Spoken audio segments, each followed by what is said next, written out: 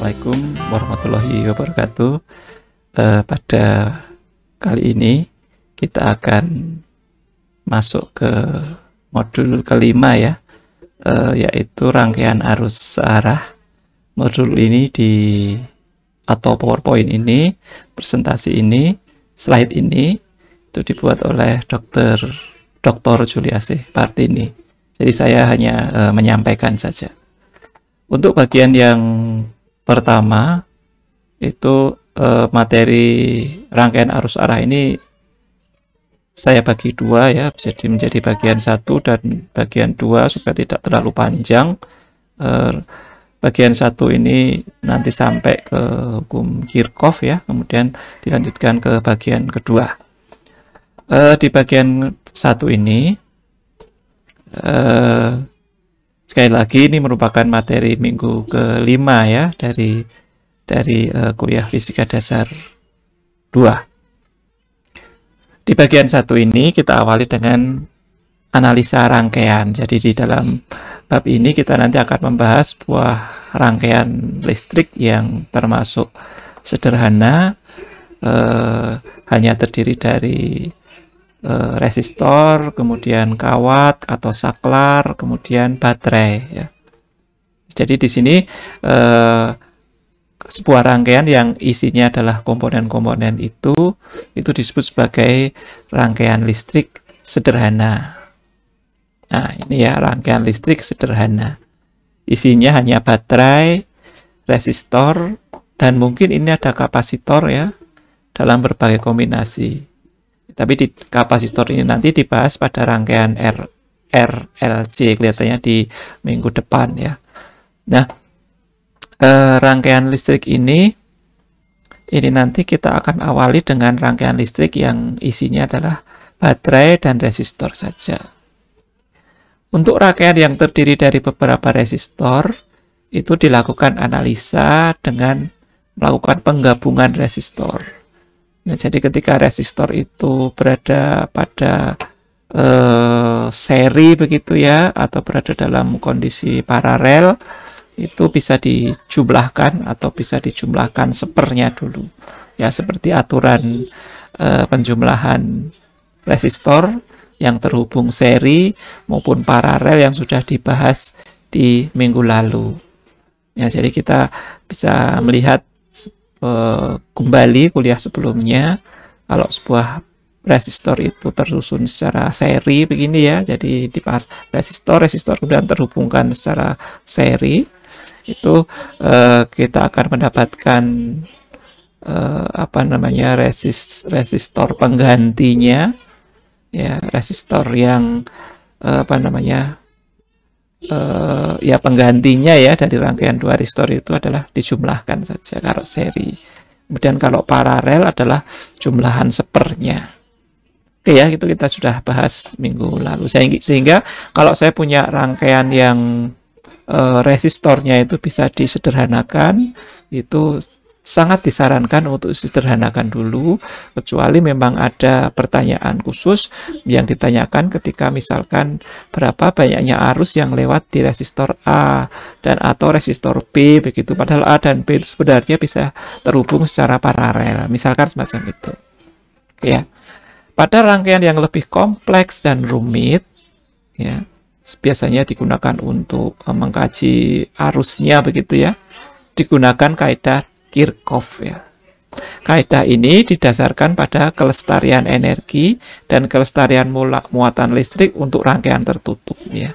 Jadi seperti pernah disampaikan sebelumnya, kalau saya punya suatu rangkaian elektronika yang tertutup, tidak terhubung ke ground maupun tidak terhubung dengan rangkaian yang lain, maka kita bisa katakan bahwasanya di dalam muatan yang ada di dalam rangkaian itu tadi, itu muatan listrik bersifat lestari ya, jadi energinya lestari dan muatan listrik juga lestari.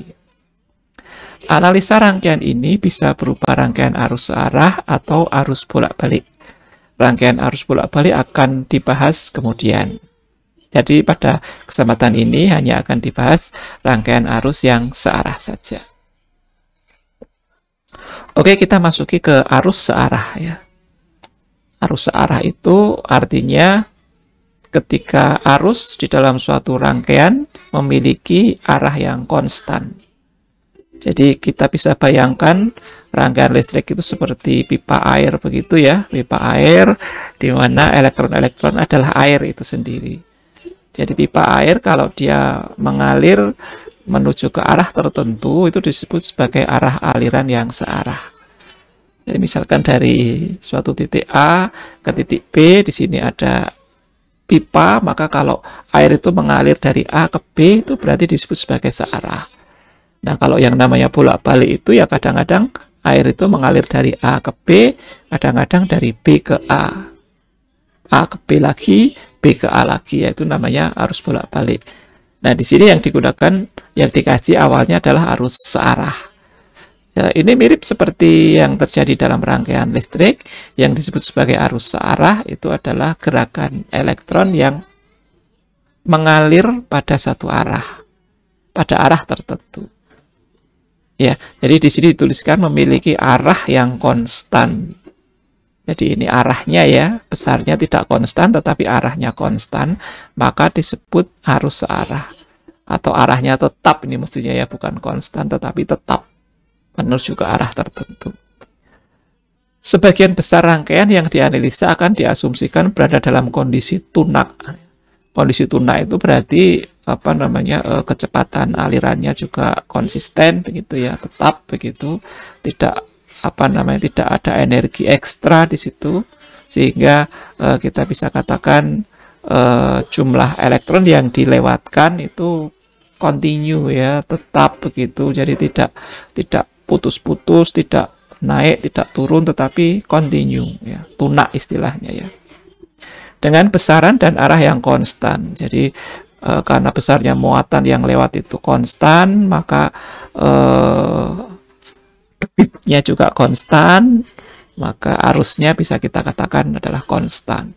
Dan arahnya menuju ke arah yang sama, tidak membalik begitu ya. Oke. Kita ambil contoh sumber tegangan menggunakan baterai. Ya, kalau mungkin kalian punya, ini saya punya ini ya, kecil ini ya. Ini adalah contoh dari baterai. Ya, jadi di dalam baterai ini itu ada beda potensialnya. Yang di sini itu potensial positif, yang ini potensial negatif. Munculnya potensial positif dan negatif ini itu karena adanya reaksi kimia di dalamnya. Jadi ini contoh baterai yang chargeable ya, nikat gitu. Ini beda potensialnya 1,2 volt ya. Yang di sini plus 1,2, yang sini 0. Ya, sini plus 1,2, yang sini 0. Oke, jadi intinya beda potensial antara sini dan sini itu 1,2 volt. Nah, jadi di sini baterai ini bisa menghasilkan arus searah. Jadi kalau dari ujung di sini ini saya hubungkan lewat kabel, kemudian saya hubungkan ke kutub yang sebelah sini, maka akan ada arus yang mengalir ya. Seperti dijabarkan sebelumnya, yang disebut sebagai arus adalah muatan positifnya, padahal sebenarnya negatif yang bergerak ya. Jadi ini muatan positifnya. Jadi arusnya dari sini masuk ke sana. Ya, jadi selama beda potensialnya ini ada terus sebesar 1,2 volt terus, maka kita bisa memastikan bahwasanya akan ada arus yang melewat. Oke ya. Ya, jadi ini akan menghasilkan arus searah ya. Baterai ini itu bisa dikenal sebagai sumber gaya gerak listrik. Jadi dia menjadi sumber gaya gerak listrik. Dia punya gaya yang bisa menggerakkan muatan yang ada di dalam rangkaian itu tadi. Ya, atau disingkat dengan GGL ini ya, GGL, gaya gerak listrik. Kemudian kita masuk ke apa itu gaya gerak listrik ya. Di sini dituliskan bahwasanya gaya gerak listrik adalah tegangan yang dibangkitkan oleh suatu alat yang dapat mempertahankan beda potensial di antara ujung-ujungnya. Ya, ini contohnya baterai ya. Baterai itu dari reaksi kimia di dalamnya itu akan memunculkan di sini plus 1,2, di sini 0. Jadi ada beda potensialnya 1,2. Ya, ada beda potensialnya 1,2. bisa jadi di sini misalkan saja plus 0,6, di sini minus 0,6. Tapi tetap beda potensialnya adalah 1,2. Ya, jadi kalau dia bisa mempertahankan tegangannya tetap di 1,2, maka disebut sebagai GGL. Tetapi sebenarnya baterai ini bukan GGL yang ideal ya, karena kalau digunakan sebagai gaya gerak listrik kemudian dia bisa mengalirkan arus, itu lama-lama GGL di sini menjadi lemah. Ya, lama-lama beda potensial antar ujung-ujungnya ini sudah tidak 1,2 lagi, tapi akan terus turun sebagai fungsi waktu. Karena apa? Karena reaksi kimia di dalamnya juga butuh charging gitu ya, butuh apa namanya? Butuh diatur ulang gitu ya. Oke. Jadi seperti itu lagi, GGL adalah tegangan yang dimainkan oleh suatu alat yang dapat mempertahankan beda potensial di antara ujung-ujungnya. Untuk menghasilkan energi yang tetap atau arus tetap, dibutuhkan sumber listrik yang disebut sebagai GGL di yang atas ini ya. Oke. GGL merupakan tegangan, bukan gaya. Jadi gaya gerak listrik ini adalah tegangan atau beda potensial. Istilah tegangan itu beda potensial ya. Ada beda potensial antara ujung-ujung ini. GGL dapat merubah energi kimia yang ada di dalamnya atau energi mekanik yang bisa kita create menjadi energi listrik. Tapi intinya dia bisa mempertahankan beda potensial di antara ujung-ujungnya. Ya, GGL bisa tetap, bisa semakin lama semakin menurun begitu ya.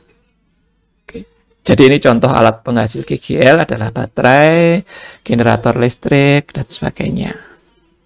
Lambang yang digunakan adalah epsilon ya, E dalam bahasa Yunani epsilon ya. Jadi lambangnya dalam kelistrikan adalah epsilon. Epsilon adalah GGL. Nah, sebagai contohnya ada sebuah baterai dengan GGL epsilon dihubungkan dengan sebuah resistor dengan resistansi R dan arus I mengalir dalam rangkaian. Jadi kita lihat di gambar di sini. Ini adalah simbol dari GGL, simbol dari baterai. Jadi ada dua garis horizontal ya, dua garis yang tegak lurus dengan garis arus ini atau kabel ini ya. Ada yang panjang, ada yang pendek. Yang panjang ini biasanya ditengarai atau diberi tanda positif, kemudian yang pendek ini diberi tanda negatif. Kadang digambarkan yang pendek ini lebih tebal, kadang-kadang tidak ya, kadang-kadang tidak. Jadi ini hampir mirip dengan kapasitor ya, dulu pernah ditunjukkan kapasitor berupa garis sejajar begitu, tetapi kalau kapasitor itu panjangnya sama, panjang garisnya ini sama. Ya, yang atas sama yang bawah sama. Tetapi kalau yang satu panjang, yang satu pendek itu menunjukkan itu adalah GGL atau baterai. Sekali lagi, yang panjang itu adalah kutubnya positif, kemudian yang pendek itu kutubnya negatif. Nah, baterai ini dihubungkan oleh sebuah kawat atau kabel menuju ke sebuah resistor. Digambarkan semacam ini ya, R ya. Kemudian ujung R ini akan masuk ke GGL yang minus. Nah, dari sini karena kutub positif dan kutub negatif ini dihubungkan oleh sebuah jalan, maka akan ada elektron atau ada proton dalam hal ini yang bergerak atau ada arus ya. Ada arus I, yang arus I tadi diperjanjikan keluar dari tanda plus atau garis yang panjang ya. Keluar dari tanda plus itu kemudian bergerak lewati R di sini, kemudian masuk lagi ke minus. Jadi bisa kalian bayangkan GGL ini seperti pompa begitu ya. Pompa yang bisa memberikan tekanan. Kemarin kita sudah tunjukkan ya, seperti pompa yang bisa mengalirkan arus gitu ya. Oke, jadi kasusnya semacam ini. Walaupun ada hambatan di dalam penghubung ini, tetapi di dalam rangkaian listrik itu diasumsikan bahwasanya garis penghubung ini atau kabel ini yang menghubungkan antara kutub positif dari GGL dengan R itu dianggap tidak berhambatan. Jadi ini tidak ada R internal di sini. Demikian pula yang di bawah ini tidak ada R internalnya. Jadi dianggap itu kontak begitu saja. Oke. Begitu ya. Oke, kemudian baterai melakukan kerja. Ya, melakukan kerja. Jadi bagian kecil dari kerja yang disebut sebagai dW. Dia memberikan kerja kecil ya. Bagian kecil dari kerja yang disebut sebagai dW untuk mengangkut muatan positif, sebagian muatan positif dq dari potensial rendah min ke potensial tinggi plus di dalam baterai tersebut. Ya, jadi untuk mengangkut muatan positif dq dari potensial rendah ke potensial plus. Ya, jadi bisa kita definisikan bahwasanya GGL itu atau epsilon sama dengan kerja yang digunakan untuk memindah muatan, sebagian muatan dq dari potensial yang rendah ke potensial yang tinggi. Oke ya, jadi semacam ini. Kalau dilihat dari satuannya, kerja ini sama dengan joule, Q itu sama dengan kolom. Tadi joule per kolom atau volt ya, satuannya adalah volt. Oke, jadi ini definisi yang pertama, bahasanya GGL itu didefinisikan sebagai kerja dibagi muatannya. Muatan yang digerakkan. Oke ya, jumlah muatan yang digerakkan. Oke. Dalam selang waktu dt, energi sebesar dW atau I kuadrat R dt ya, ini daya, perubahan daya sama dengan dy kan, dw kemarin kita sudah bahas, sama dengan perubahan daya muncul di dalam resistor dengan resistansi R sebagai energi termal. Ya, jadi energi yang digunakan tadi itu salah satunya ditransfer dalam bentuk daya yang berada di resistor R tadi sebagai energi termal. Dalam selang waktu dt ini, muatan sebesar dq bergerak melalui GGL epsilon. GGL melakukan kerja sebesar dW sama dengan epsilon dq, atau epsilon tadi kan dW per dq ya, jadi sama dengan I dt. Ya, I dt. Sehingga kalau saya hubungkan antara yang di bawah ini dengan yang di atas di sini tadi, saya akan mendapatkan hubungan bahwasanya I atau arus yang melewat sama dengan epsilon per R. Ya, I sama dengan epsilon per R. Sehingga besarnya arus yang lewat di dalam sebuah rangkaian sederhana semacam ini, itu sama bisa dituliskan atau bisa dihitung dari besarnya GGL yang menjadi sumber energi dibagi dengan hambatan. Hambatan yang diukur di sini ya, yang dikaji di sini. Oke, jadi kita mendapatkan persamaan bahwasanya arus sama dengan epsilon per R. Epsilon ini merupakan voltase ya, atau tegangan. Jadi I sama dengan V per R ini juga sesuai dengan hukum Ohm yang sebelumnya sudah kita bahas. Jadi E sama dengan epsilon per R. Oke, clear ya? Nah, kemudian contoh-contoh soal dari kajian ini bisa kalian coba cari, sangat simpel sekali, dengan apalagi dengan kombinasi RR yang ada di seri maupun di paralel yang sudah dibahas di depan ya. Ada lagi dengan kombinasi itu ditanyakan I untuk arus satu loop ini sirahnya. Ini satu loop saja. Ya. Lalu untuk kasus arus yang atau rangkaian yang ada loop yang lebih dari satu, jadi mungkin di sebelah kanan ini ada loop lagi, ada R lagi, atau ada epsilon lagi, itu akan dikerjakan dengan hukum Kirchhoff namanya. Ya, akan dikerjakan dengan hukum Kirchhoff. Nah, kita masuk ke Pak Kirchhoff ya. Ini cerita sebentar tentang Pak Kirchhoff. Pak Kirchhoff merupakan fisikawan Jerman, lahir 1824, meninggal 1887, yang berkontribusi pada pemahaman konsep dasar teori rangkaian listrik ya. Jadi dia memberikan solusi dari persamaan matematik tentang rangkaian listrik yang sederhana. Dia juga berkontribusi pada spektroskopi dan emisi radiasi benda hitam yang dihasilkan oleh benda-benda yang dipanaskan. Jadi Pak Kirchhoff ini kelihatannya dia keilmuannya tentang kelistrikan, tentang spektroskopi, dan tentang kalor ya, tentang panas. Dalam dunia spektroskopi, Kirchhoff bekerja sama dengan Robert Bunsen menjadi penemu dari cesium dan rubidium pada 1861 saat mempelajari komposisi kimia matahari via spektrumnya. Ya, jadi apa namanya, Pak Kirchhoff ini juga bisa atau mensupport ya bidang spektroskopi. Oke, kalau kalian tertarik dengan kisah hidupnya Pak Kirchhoff ini bisa dicari ya di Google ya, dari cerita tentang Pak Kirchhoff ini cukup banyak ya, bisa dicari. Kita masuk ke kaidah pertama dari hukum Kirchhoff ya. Jadi hukum Kirchhoff itu ada dua kaidah. Yang kaidah yang pertama itu kita baca di sini.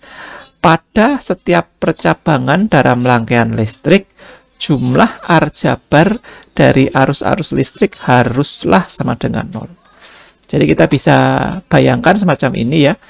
Kalau saya punya suatu rangkaian listrik, kemudian di dalam kabel yang digunakan untuk membuat koneksi, misalkan seperti ini tadi ya, di sini ini. Ya, ini saya kasih pen ya, di sini ini misalkan aja. Nah, ini di titik ini itu saya bikin cabang 2. Yang ini A, yang ini B, yang ini C ya. A, B, yang ini C. Jadi pada titik ini itu arus akan terbelah menjadi 2. Ada yang lewat A, ada yang lewat C ya. Yang lewat C ini misalkan saja saya kasih R, kemudian saya lewatkan ke sini. Masuk lagi ke sini. Ya. Nah, jadi pada titik A di sini ini arus akan terpecah, ada yang lewat A, ada yang lewat C. Nah, di titik temu ini atau di titik pecah ini tadi itu berlaku kaidah pertama dari Kirchhoff. Ya. Rumusnya adalah sigma I dalam suatu junction atau dalam suatu simpul itu sama dengan 0. Jadi kalau saya punya satu titik A di sini ini ya. Sebentar, di titik A di sini ini ya. Nah, di titik A itu jumlah total arus di titik A harus sama dengan 0. Jadi misalkan saja ada arus I1 yang arahnya ke kanan ya, atau masuk ke junction, ada arus I2 yang arahnya masuk ke junction, ada arus I3 yang arahnya keluar ke junction, keluar dari junction. Nah, kalau kondisinya semacam ini, otomatis sigma yang ada di A ini sama dengan 0, sehingga I3 sama dengan I1 tambah I2. Ya, I3 sama dengan I1 tambah I2. Lalu bagaimana Pak kalau misalkan arus I1 itu masuk, I2 itu juga masuk ke A, dan I3 ini juga masuk ke A. Nah, ini sesuatu yang impossible menurut kaidah pertama Kirchhoff. Ya, karena di titik A itu nanti arus semuanya masuk, lah itu keluarnya kemana? Jadi sigma I-nya tidak akan sama dengan 0. Nah, jadi harus dipastikan bahwasanya kalau ada arus yang masuk, harus ada arus yang keluar. Sehingga total arus yang ada di titik A ini sama dengan 0. Oke, nah. Kemudian ini dibikin suatu aturan, arus yang menuju sambungan diberi nilai positif. Jadi arus yang menuju A ini diberi nilai positif, sehingga I1 ini adalah plus. I2 juga plus. Tapi I3 minus karena dia keluar dari junction A ini ya. Kita beri nilai negatif. Sehingga plus I1 ditambah plus I2 ditambah minus I3 akan sama dengan 0. Karena sigmanya sama dengan 0, sigma di A ini. Sehingga kita bisa punya persamaan seperti ini, I1 ditambah I2 minus I3 sama dengan 0. Atau I3 sama dengan I1 ditambah I2. Oke ya, ini adalah hukum kelestarian muatan. Nah, dari sini nanti kita bisa mudah mengetahui besarnya arus yang lewat di tiap-tiap junction maupun di lewat percabangan yang ada di dalam rangkaian kita. Oke. Kemudian kita masuk ke kaidah kedua dari Kirchhoff. Kaidah kedua ini menyebutkan bahwasanya jumlah aljabar dari perubahan-perubahan potensial sepanjang lintasan tertutup dalam suatu rangkaian listrik haruslah sama dengan 0. Jadi maksudnya semacam ini ya. Kalau saya punya suatu rangkaian semacam ini, ya, rangkaian semacam ini yang tertutup ya, jadi closed loop ini istilahnya. Maka kalau saya punya di sini adalah C, di sini saya sebut A, di sini saya sebut sebagai B, maka di sini saya punya V di C di sini, dan V di A, dan V di B. Maka jumlahan semua potensial yang ada di lingkaran tertutup ini, atau rangkaian tertutup ini, itu nilainya sama dengan 0. Ya, nilainya sama dengan 0. Oke ya, jadi ini nilainya sama dengan 0. Jumlahnya nilainya sama dengan 0. Sehingga kita di sini saya bisa menghitung ada potensial yang di sini, berarti potensial E atau GGL ini satu potensial sendiri. Kalau di sini itu karena hambatan dalamnya tidak ada, maka potensialnya tidak ada, beda potensialnya. Beda potensial akan muncul lagi di R di sini ini ya. Ya, beda potensial di R ini sama dengan I dikalikan R. Kemudian di bawah sini juga tidak ada karena hambatan dalam kawatnya diabaikan. Sehingga dalam kasus ini kita hanya punya dua tegangan saja, yaitu tegangan GGL dan tegangan di R. Ya, seperti kita ketahui bahwasanya jumlah dari tegangan yang ada dalam satu closed loop itu nilainya sama dengan 0. Sehingga otomatis jumlahan dari tegangan di potensial ini dan tegangan di hambatan ini atau di resistansi ini nilainya sama dengan 0. Ya, sama dengan 0. Coba kita lihat dari kajian satu persatu ya, dari yang lewat di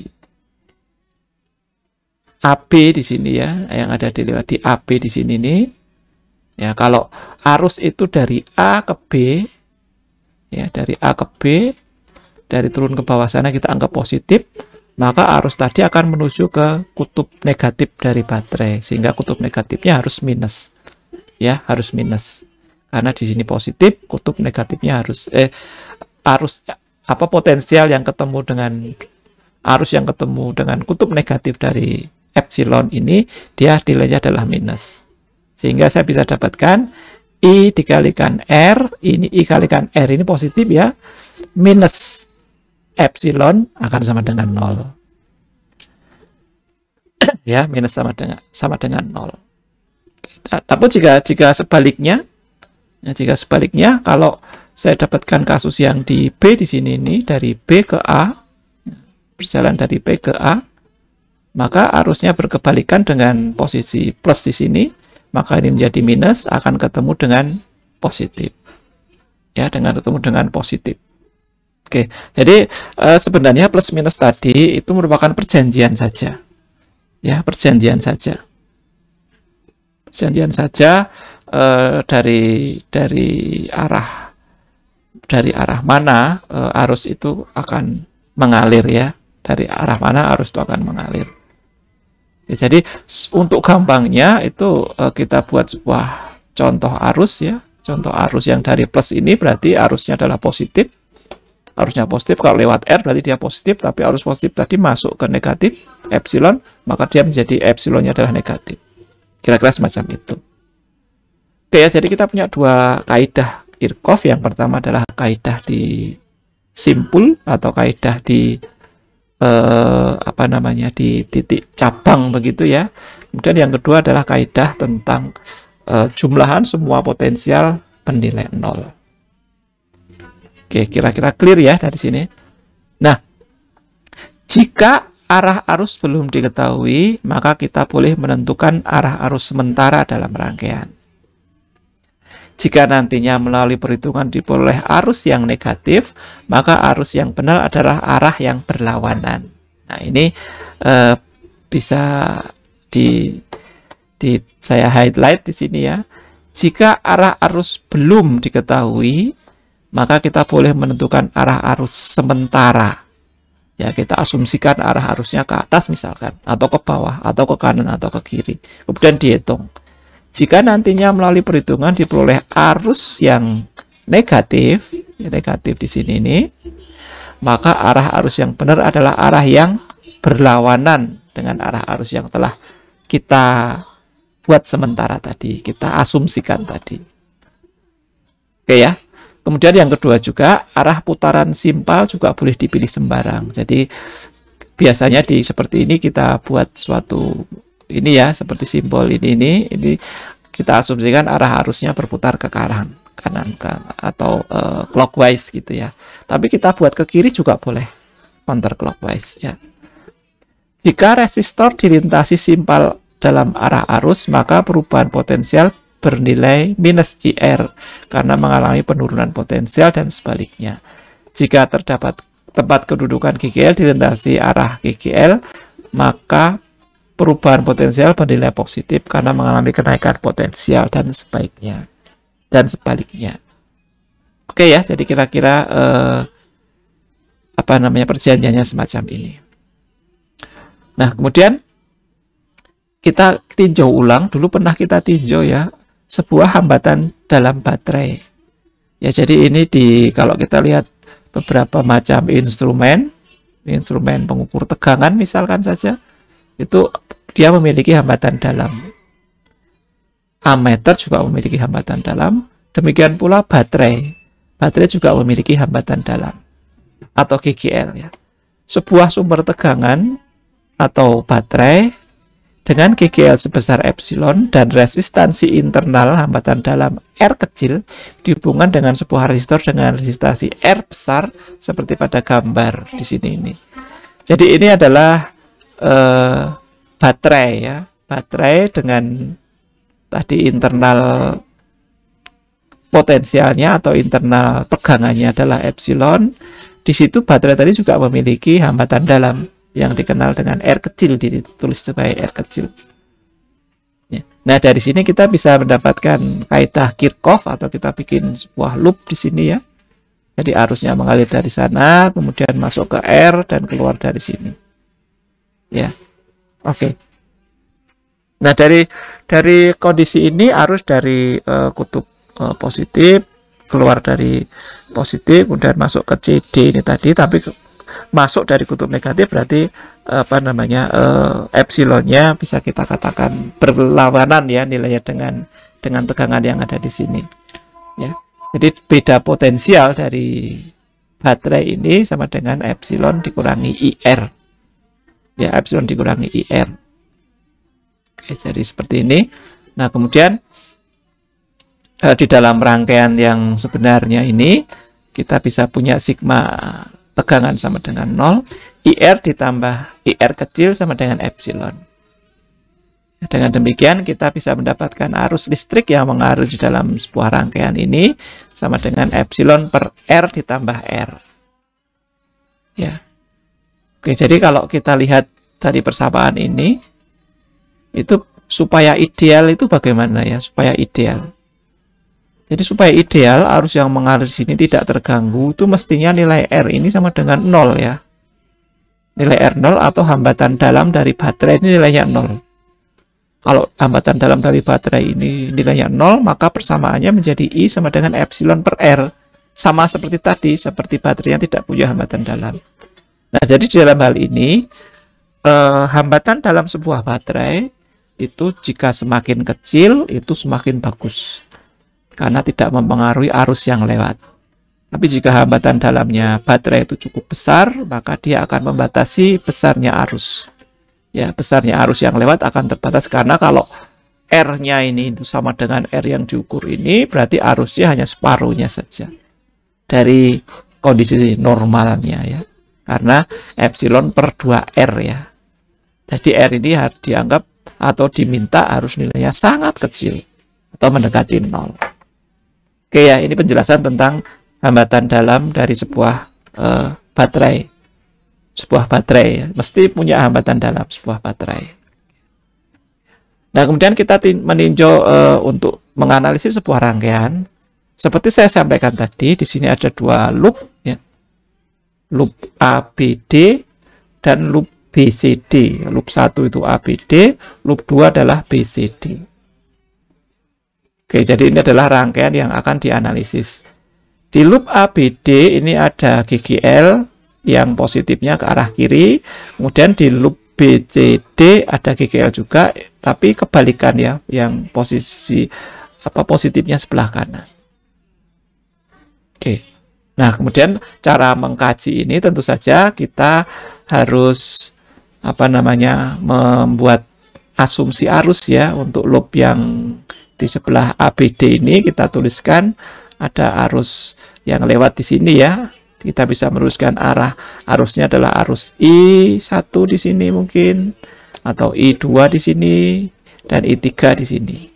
Ya, jadi kita bisa mendapatkan di titik simpul D misalkan, atau di titik simpul D, B ya. Jadi di sini kita bisa menghitung nantinya.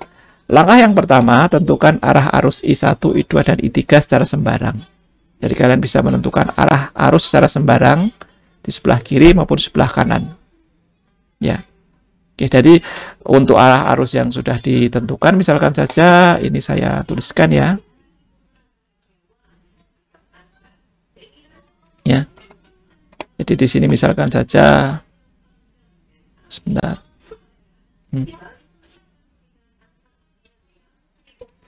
Ya. Jadi di sini ada I yang ke sana. Kemudian ini ada I yang ke sana.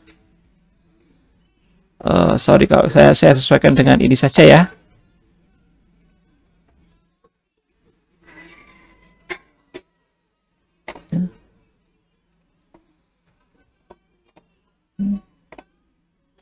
I yang ke sana sama I yang ke sana. Nah, ini adalah I2, ini adalah I3, ini I1. Ya, atau di sini ya, I1 di sini ini I2, I2-nya ke arah sini, yang I3 ke arah sini. Oke, jadi I1 ditambah I3 minus I2 sama dengan 0. Di titik D ini ya, kita dapatkan ini. Pilih simpal 1 dan simpal 2 serta arah putarannya secara sembarang. Nah, kemudian misalkan saja di sini ini kita pilih simpal 1. Simpal satunya mungkin bentuknya seperti ini ya. Nah, seperti ini. Jadi ini mulai dari ketemu positif, kemudian simpalnya clockwise gitu katakanlah ya. Kemudian yang kiri ini simpalnya adalah clockwise juga. Nah, ya clockwise juga. Jadi di simpal kiri tadi ketemu epsilon 1 positif ya.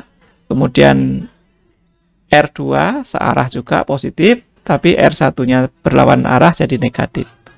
Jadi E1 ditambah I3R3 dikurangi I1R1 sama dengan 0. Untuk yang kedua ini epsilon 2-nya ketemu negatif, I3R3 juga negatif karena berlawanan, I2R2 juga negatif karena berlawanan. Jadi kita dapatkan persamaan yang ini sama persamaan yang ini.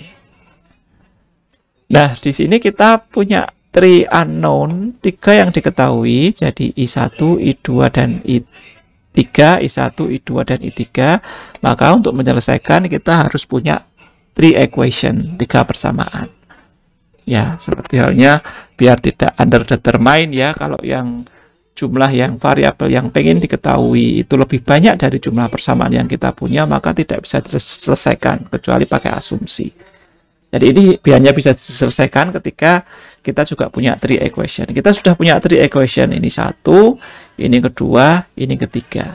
Nah, ini kemudian kita bisa rearrange ya. Karena apa? Karena epsilon 1 itu tahu nilainya, R1 tahu, R3 tahu, R2 juga tahu, epsilon 2 juga tahu. Sehingga kita bisa mendapatkan nilai I1, I2, dan I3. Oke. Langkah 6 itu mengolah ketiga persamaan tadi sehingga dapat diperoleh hasil sebagai berikut. Ini adalah hasilnya. Coba kalian utik-utik sendiri ya, nanti didapatkan nilai-nilai semacam ini. Catatan bila diperoleh arus yang bernilai negatif, maka berarti arah arus yang benar adalah berlawanan dengan arah arus yang telah ditentukan sebelumnya. Oke, jadi simpel seperti itu. Kita sudah menggambarkan ini tadi ya, I1 ke arah bawah, I3 ke arah bawah, I2 ke arah atas. Jadi kalau didapatkan negatif I2 misalkan saja, maka tadi kita asumsinya salah ya, harusnya ke arah bawah. Begitu. Oke. Ini ada contoh soal yang pertama. Pada rangkaian seperti pada gambar di bawah ini, kita punya sebuah rangkaian. Ini ada dua baterai ya, baterai 1 dan baterai 2. Ya, ini baterai 1, ini baterai yang kedua. Baterai 1 itu dengan hambatan dalam R1, baterai 2 dengan hambatan dalam R2. Kedua baterai tadi dihubungkan seri dengan tanda berlawanan ya, tanda berlawanan plusnya gitu, harus saling menghadap ke titik A, kemudian ujung-ujung negatifnya dihubungkan dengan R. Diketahui epsilon 1 sama dengan 2 volt ya, besarnya E tegangan yang pertama disebut dengan 2 volt, epsilon 2 sama dengan 4 volt, R1 sama dengan 1 ohm, R2 sama dengan 2 ohm, dan R besar sama dengan 5 ohm. Kemudian tentukan besar dan arah arus listrik dalam rangkaian. B, beda potensial antara titik A dan titik B, jadi V di sini ini yang dihitung. Kemudian beda potensial antara titik A dan titik C di sini ini. Kemudian apakah VB lebih besar daripada VC atau VB kurang dari VC. Jadi V yang ada di sini ini tadi itu lebih besar daripada VC atau VB yang kurang dari VC terhadap titik A ini ya. Tolong ditunjukkan. Oke ya. Nah, bisa kalian coba kerjakan di sini. Kita juga coba kerjakan ya. Jadi ini kita diminta mengerjakan sendiri. Kita bisa mengasumsikan arusnya. Yang ini saya asumsikan arusnya misalkan ke arah kanan sana. Ya, ini I. Ya, ini IR. Ya, kemudian yang di sini ini IR1. Yang ke sana ini juga IR2. Ya. Jadi IR1 ini IR2. Jadi kemudian kita punya suatu loop di sini. Ya, kita punya suatu loop di sini. Ya. Oke, jadi dari sini kita apa namanya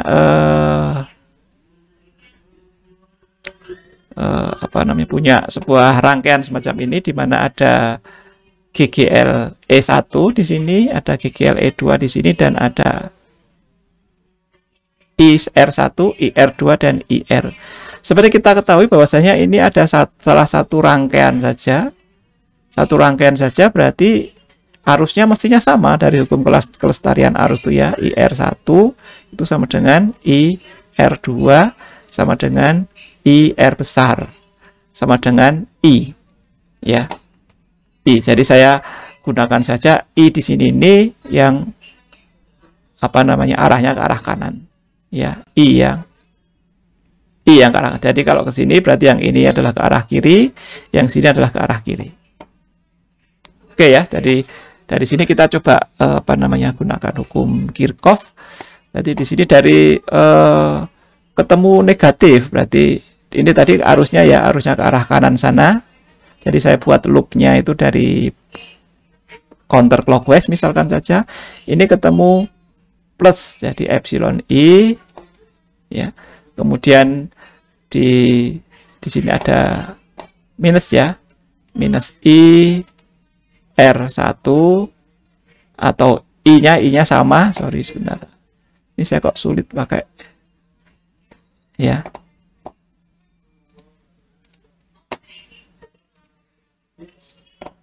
Minus I R1, kemudian ke bawah sini itu minus lagi, minus I ya R, kemudian sampai ke sana ketemu minus lagi, minus I R2, kemudian ini ketemu kutub negatif berarti minus epsilon 2 sama dengan 0 ya, sama dengan 0. Jadi I-nya itu bisa kita gabungkan, epsilon 1 minus epsilon 2 minus I, ya. Kemudian ini R1 ditambah R besar ditambah R2 sama dengan 0, ya. Sehingga kita pindah ke kanan, kemudian kita bagikan, kita dapatkan I sama dengan epsilon 1 minus epsilon 2 dibagi sigma R ini tadi, R1 ditambah R besar ditambah R2. Nah, oke ya. R1 itu positif, R2 itu positif, R3 positif. Epsilon 1 nilainya 2, epsilon 2 nilainya 4. Jadi I-nya ketemu minus nanti. Ketemu minus berarti arah asumsi I yang counterclockwise ini itu berarti salah. Ya, arah asumsi yang counterclockwise ini tadi salah. Ini saya hapus saja dulu ya, karena kita sudah menentukan I tadi yang ke arah kiri. Berarti arah I-nya kebalik ini, tidak ke arah counterclockwise tapi clockwise. Itu ya, arah clockwise. Oke, macam itu kira-kira.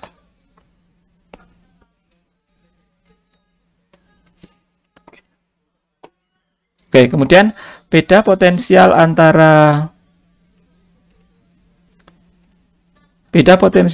titik A dan titik B. Yang ketika I-nya sudah diketahui, ya ini tinggal dihitung beda potensialnya, ya, beda potensialnya, terus ada hambatan dalam di sini nih. Ya, di sini ditambahkan dengan potensial yang ada di sini tadi. Kemudian yang titik B ini dapatnya GGL ini ditambahkan hambatan dalam yang ada di sini. Oke ya. AC juga seperti itu. Nah, kemudian baru diperbandingkan VB sama VC itu bagaimana. Kira-kira semacam itu cara mengerjakannya. Kemudian yang soal nomor 2, pada rangkaian seperti di bawah ini, epsilon 1 sama dengan 3 volt, epsilon 2 sama dengan 1 volt, R1 5 ohm, R2 2 ohm, R3 4 ohm. Nah, ini ya seperti tadi ya, pengen ditanyakan daya thermal masing-masing resistor. Nah, ini juga seperti tadi kita harus mengasumsikan ini I1, ini I2, ini I3. Kemudian kita hitung dengan loop Kirchhoff tadi, nanti akan kita dapatkan I dulu. Kalau kita bisa mendapatkan I dulu, maka dayanya bisa kita hitungkan ya, sama dengan I kuadrat dikalikan R. Di sini ini I kuadrat kali R2, I kuadrat kali R3, itu dayanya.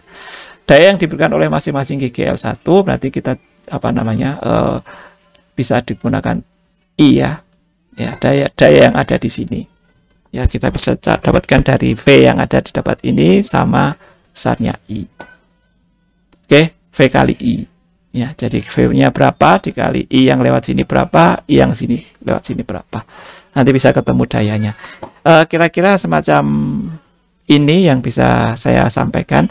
Hukum Kirchhoff ini memang harus sering berlatih sehingga kita bisa mendapatkan jawaban yang lebih pas, atau kita sudah terbiasa menyelesaikan persamaan Kirchhoff ini. Tapi masih sederhana sekali di dalam menyelesaikan arus-arus yang lewat di dalam percabangan maupun di dalam sebuah rangkaian sederhana yang tertutup. Begitu yang bisa saya sampaikan. Saya tutup. Terima kasih. Assalamualaikum warahmatullahi wabarakatuh.